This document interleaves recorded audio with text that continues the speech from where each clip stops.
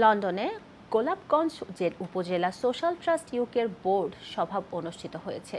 সভায় সংগঠনের নির্বাচন ও দ্বিবার্ষিক সাধারণ সভা আগামী ২৭ জুলাই অনুষ্ঠিত হওয়ার সিদ্ধান্ত নেওয়া হয়। বিস্তারিত দেখুন চৌধুরীর মুরাদের রিপোর্টে।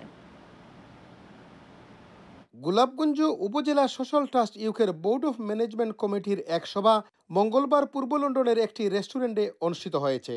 আজ আমরা নির্বাচনের তারিখ ঘোষণা করেছি। আগামী ২৭ জুলাই নির্বাচন অনুষ্ঠিত হবে। আমরা নির্বাচন কমিশনও গঠন করেছি। আমাদের যারা মেম্বার আছেন তাদেরকে নিয়ে একটা নির্বাচনী পরিচালনা কমিটিও গঠন করা হয়েছে। আমি ট্রেজারার হিসেবে দায়িত্বে ছিলাম। আমাদের নতুন কমিটির জন্য শুভকামনা রইল।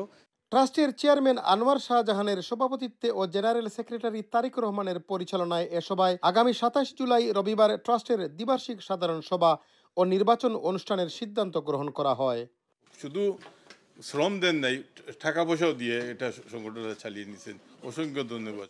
আমরা এই কমিটির সবাই অনেক কাজ করেছি। নতুন কমিটিকে আমরা ওয়েলকাম জানাই।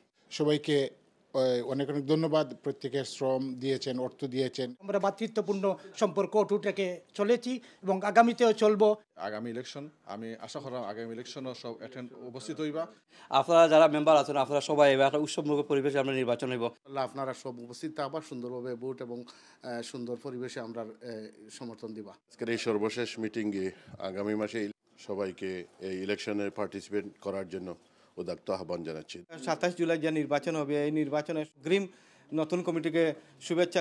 আমি আগামী নির্বাচনের মাধ্যমে যে কমিটি আসবে তাদেরকে আমাকে আগাম শুভেচ্ছা জানাই। এ নির্বাচন পরিচালনার জন্য কমিশনার হিসাবে ডক্টর আব্দুল আজিজ তকি, সাংবাদিক মুসলেউদ্দিন আহমদ ও গোলাপগঞ্জ হেল্পিং হ্যান্ডস ইউকের সভাপতি এমদাদ হোসেন টিপু এবং পরিদর্শকের দায়িত্ব পালন করবেন ট্রাস্টের প্রতিষ্ঠাতা চেয়ারম্যান মোহাম্মদ আব্দুল বাসিত। এ সভায় সংগঠনের সাধারণ সভাটি সফলভাবে আয়োজনের লক্ষ্যে মোহাম্মদ আব্দুল বাসিত, রায়হান উদ্দিন, হাবিবুর রহমান হাবিব, আমির হোসেন, মুহিবুল হক, নজরুল ইসলাম ও সাইফুল ইসলামকে নিয়ে একটি উপকমিটি গঠন করা হয়।